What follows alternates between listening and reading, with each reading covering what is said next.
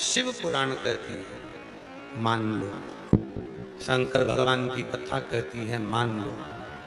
यदि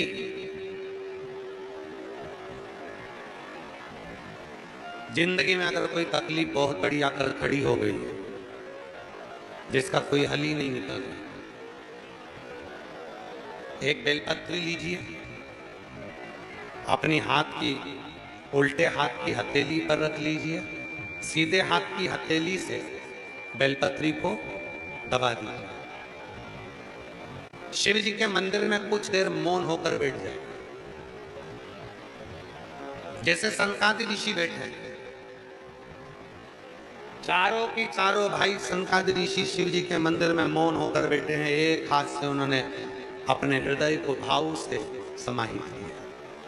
ना शंकर भगवान कुछ बोले, ना सनकादि ऋषि कुछ बोले, और मन की संशय को मिटाना है, मन की परेशानियों को मिटाना। हाथ एक बेलपत्र उल्टे हाथ पर रखकर सीधे हाथ से उसको दबाकर मौन होकर कुछ देर बैठी है।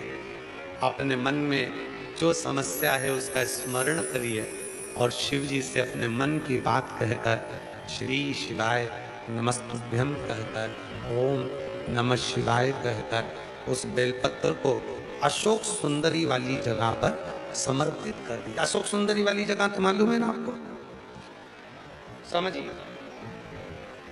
देखिएगा जरा। ये शिवलिंग है, ये भगवान शंकर का शिवलिंग, ठीक है। ये जलाधार जहां पर भगवान शंकर का शिवलिंग रखा है, ये शिवलिंग, ये जलाधारी में सामने से पानी नीचे गिरता है। ये जल आप यहाँ चढ़ाओगे तो चारों तरफ घूमने के बाद ये उत्तर दिशा में चला जाए। राइट में गणेश जी का स्थान, लेफ्ट में कार्तिकेय जी का स्थान, बीच में अशोक सुंदरी का स्थान, बीच में अशोक सुंदरी का स्थान, बीच वाली। और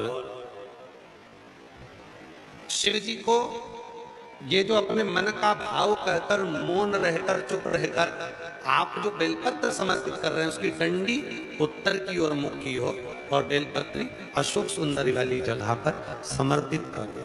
3 या 4 बार आप मौन होकर अपने मन की बात कहकर उल्टे हाथ में बेलपत्र रखकर सीधे हाथ से उसको दबाकर जब हृदय से शिव को अपने मन का भाव कहते हो, 5 या 7 दिन के अंदर उसका हल होना प्रारंभ हो जाता है।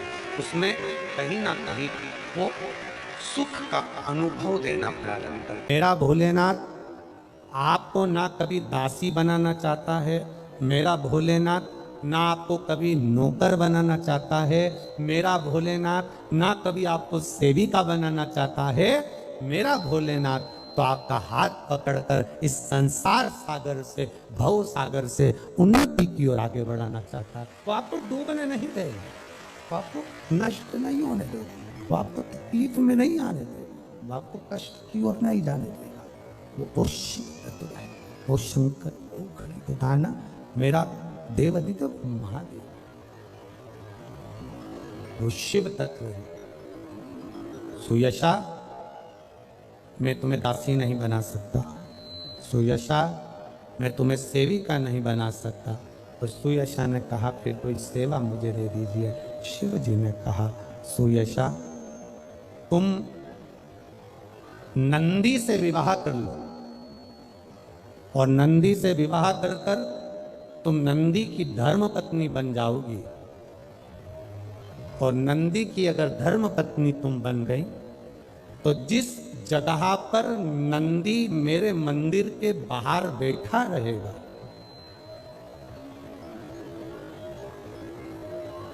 नंदी जिस जगह पर मेरे मंदिर के बाहर बैठा रहेगा, सुयशा उसके कर्णों में, कर्णों के करीब में तू स्वयं विराजमान रहेगा। सुयशा जब कोई नारी, जब कोई पुरुष, जब कोई बच्चा, जब कोई बुजुर्ग, जब कोई भी संसार सागर में रहने वाला मानव मेरे मंदिर में आएगा और नंदी के कान में कुछ कहकर जाएगा, तब तू उसको सुनकर माँ पार्वती से कहेगी। और पार्वती जब मेरे साथ प्रतिदिन प्रदोष काल में, प्रदोष के समय, शाम के समय भ्रमण पर जब पार्वती मेरे साथ जाएगी, तो पार्वती मैया जिसके सामने नंदी को रोक देगी, मैं उसके ऊपर कृपा करते हुए चले जाऊंगा। ये हमारा भाव शिव महापुराण की कथा वर्णन कर रही है। ये हमारा भाव भगवान देवादिदेव महादेव का चरित्र वर्णन कर रहा है, ये शिव तत्व वर्णन कर रहा है। कितने लोग हैं जो भगवान नंदी के कानों में कुछ कहकर आते हैं? बोले हो कभी? सीधे बोल देते हो क्या जाकर? नंदी के कानों में कहने का भी एक तरीका है। आप लोगों को मालूम होगा वो तरीका? नहीं मालूम? ये बेलपत्री की जो डंडी रहती है ना, बीच का जो भाग है, ध्यान दिए ना जरा सा, ये बीच की जो डंडी है, फिर से देखिए, बेलपत्री के 2 पत्ते और उसके पास में जो बीच की जो डंडी का भाग है, दिख रहा है आप लोगों को? ये 2 डंडी, ये बीच की 2 पत्ती, उसके बीच में जो 2 डंडी का भाग होता है। जब हम देवादिदेव महादेव से कोई बात कहने वाले होते हैं ना कि बाबा बहुत दुखी हूँ, बाबा बहुत तकलीफ चल रही है, बाबा मैंने एक कंपटीशन एग्जाम में परीक्षा दी है, बाबा मेरे जीवन में ये तकलीफ हो रही है, बाबा, तब इस बेलपत्री की जो ये डंडी होती है, इस उंगली से, इस अंगुष्ठ से इस डंडी को पकड़ा जाता है और बाबा के कर्ण में कहने से पहले ये हाथ को नंदी के ऊपर रखकर फिर हम बाबा के नंदी के कानों में कहते हैं और चलते समय इस बेलपत्र को अशोक सुंदरी की जगह पर चढ़ाकर वापिस सजाते हैं। देवादिदेव महादेव को पार्वती की बात मानना ही पड़ती है और वो कहना ही। ये बेलपत्र की महत्व है। ये जितना फल एक बेलपत्र की पत्ती में, उतना की उतना फल। हम आपसे फिर कहेंगे, कभी मौका मिल जाए जिंदगी में, कभी तुम्हारे जीवन में अगर मौका मिले और कहीं बेलपत्री का वृक्ष मिल जाए जिसकी छांव तुम्हारे ऊपर पड़ रही हो, तुम्हारे ऊपर अगर बेलपत्री की छांव पड़ रही हो, उसके नीचे बैठकर कभी मौका मिले, एक बेलपत्री का पत्ता मात्र रखकर आप शिव जी का नाम लेकर जल भी अगर समर्पित कर रहे हो ना, तो वो 12 ज्योतिर्लिंग को जल चढ़ाने के बराबर फल प्रदान कर।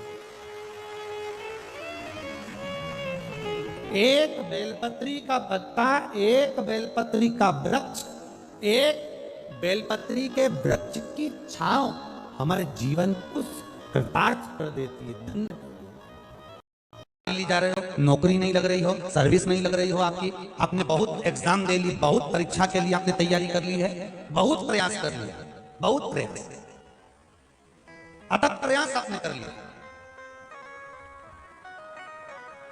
भगवान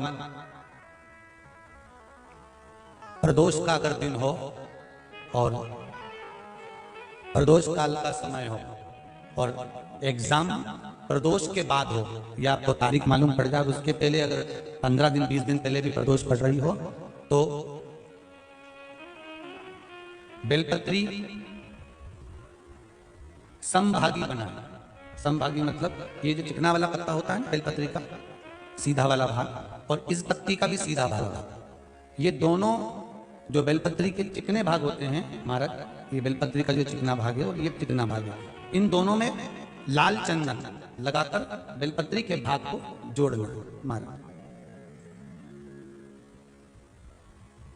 इस भाग को अपने हस्त कमल में रखकर, उल्टा हाथ उस पर रखकर भगवान देवादिदेव महादेव के 12 ज्योतिर्लिंग का स्मरण करना। श्री शिवाय नमस्तुभ्यम, या पंचाक्षर मंत्र नमः शिवाय, या षडाक्षर मंत्र ओम नमः शिवाय।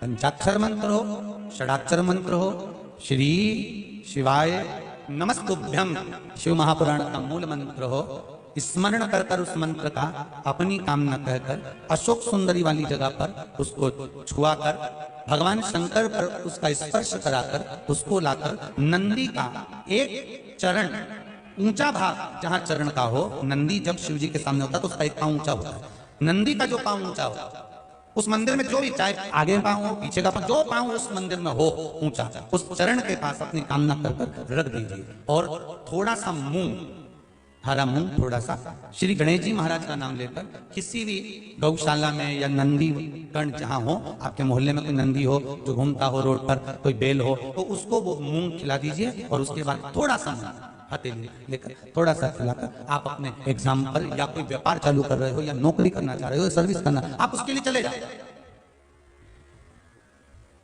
उसमें सफलता मिलेगी। पर करना किसको पड़ेगा? जो व्यापार करने जा रहा है, जो नौकरी करने जा रहा है, जो सर्विस करने जा रहा है, जो अप्लाई करने जा रहा है, जो अप्लाई के लिए आगे बढ़ने जा रहा है, कोई कंपटीशन एग्जाम में बैठने जा रहा है, करना उसको। अच्छा, शादी करना है लड़के की, उपाय कर रही अम्मा, उपाय मां कर रही है। शादी करना है बेटी की, उपाय कर रही मां। थोड़ा तो बेटा बेटी का हाथ तो लगवाओ उसमें, भले वो करने नहीं जाए पर स्पर्श तो कर दे उसको। फिर कल वाली बात आ गई, तुम समोसा खाओगे तो तुम्हारे पेट में जाएगा, वो खाएगा उसके पेट में जाएगा। तुम भजन करोगे तुम्हें मिलेगा, वो करेगा उसको मिलेगा। बड़ी भारी संकट उत्पन्न हो गया, कोई ऐसी बात तुम्हारे मन में आकर खड़ी हो गई है जिस बात का कोई निर्णय नहीं निकल रहा, तो एक बेलपत्र को हाथ की हथेली में रखकर अपने हृदय से उसको लगाकर मन से बाबा को अपने मन की बात कहकर जब वो बेलपत्र हम शिव जी को समर्पित करते हैं, मान लो हम कुछ नहीं कह पाए बाबा भोलेनाथ जी को, हम अपने दिल की बात शंकर भगवान को कुछ नहीं बता पाए और कुछ रह भी गया, तो हमारे मन की बात भगवान देवाधिदेव महादेव स्वीकार कर लेते हैं एक बेलपत्र के माध्यम से। जो हम चाहते हैं शिव उसको स्वीकार कर कर हमारी झोली खुशियों से भरना प्रारंभ कर देते। एक बेलपत्र हमारी पूरी बात को शिव जी तक कह देती है। और मेरी जीजियों, मेरे जीजाओं, मेरी बेटियों बेटाओं और मेरे बुजुर्ग माँ बापों से निवेदन है, मेरे माता पिता से निवेदन करूं, तुम दिन भर व्यस्त रहो, तुम अपने काम में डूबे रहो, अपनी फैक्ट्री में डूबे रहो, अपने दुकानों में डूबे रहो, अपने कार्य में, अपनी नौकरी में, अपने सब काम में डूबे रहो, मना नहीं है, पर निवेदन है 24 घंटे में से कम 24 मिनट भी ना निकले तो 24 सेकंड ऐसे निकालो जो भगवान शंकर के पास जाकर बैठकर अपने मन की बात कह सको और शिव जी आपके मन की बात की पूर्णता कर सको। कुछ भगवान के पास बैठा जाए और जब हम उनके पास में बैठेंगे, अपने हृदय की बात कहेंगे, तो कुछ ना कुछ वो सुनेंगे। तुम्हारा समय बेकार चल रहा हो, तुम्हारी तकलीफों का समय चल रहा हो, तो इधर उधर कहीं मत भटको, कहीं मत जाओ। जाना है तो मेरे देव अधिदेव महादेव के मंदिर में जाकर एक लोटा जल चढ़ाना प्रारंभ करो, तुम्हारी घड़ी संवरना सुधरना प्रारंभ। मेरी जीजियों, एक बात आपसे पूछें, जरा उत्तर दीजिएगा। आपकी घड़ी खराब हो जाए, सुधरवाने के लिए कपड़े की दुकान पर जाओगे, किराने की दुकान पर जाओगे, फ्रिज की दुकान पर जाओगे या घड़ी की दुकान पर जाओगे? जम के बोलो, आवाज नहीं आई। घड़ी की दुकान। और अगर घड़ी खराब हो गई और उसको लेके तुम कपड़े की दुकान पर चले जाओ और कपड़े वाले से कहो कि मेरी ये घड़ी खराब हो गई है, इसको सही कर दीजिए, तो कपड़े वाला बोलेगा मेरे यहाँ घड़ी सही नहीं होती है। फिर घड़ी को लेकर आप अगर किराने की दुकान पर पहुंच गए और किराने वाले से कहा कि मेरी घड़ी सही कर दो, तो किराना वाला घड़ी सही नहीं करेगा। पर घड़ी को लेकर आपको घड़ी वाले की दुकान पर जाना पड़ेगा और घड़ी वाला कहेगा भैया इसको कम से कम 7 दिन में इस घड़ी को मैं सही कर दूंगा और ये घड़ी सही तरह से चलना प्रारंभ हो जाएगी। बस यही शिव पुराण कहती है, घड़ी बेकार हो तो घड़ी वाले के पास जाइए। उसी तरह घड़ी बनाने वाला कौन है, समय बनाने वाला कौन है, समय चलाने वाला कौन है, समय की गणना करने वाला कौन है? केवल एक, जिसका नाम काल अधिपति महाकाल। मेरे शंकर भगवान को रिझाने के लिए ना धन चाहिए, ना दौलत चाहिए। मेरे शंकर भगवान को रिझाने के लिए ना संपदा की जरूरत है, ना कोई वैभव की जरूरत है। मेरे शिव को रिझाने के लिए केवल एक लोटा जल, वो भी आपके घर का, जो घर में जल हो, जिस भाव का हो, जिस विचार का हो, जिस सोच का हो, जिस भाव का, जिस विचार, जिस जो आप सोच रहे हो, जिस सोच का, जिस विचार का, जिस कामना को शिव को समर्पित करिए।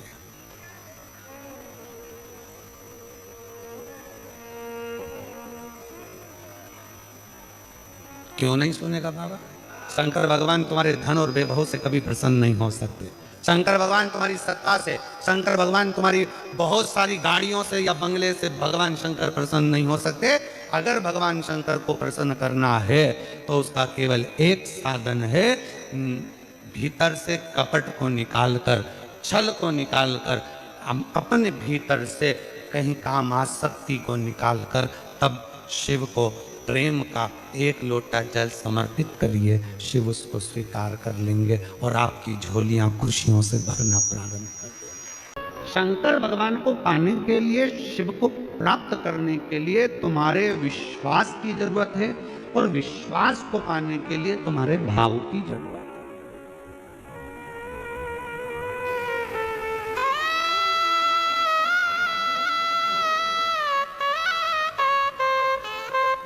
एक नाव और दूसरा भाव। नाव पानी में बहती चली जाती है, बहती चली जाती है और आखिरी में वो नाव फिर किनारे पर जाकर लग जाती है।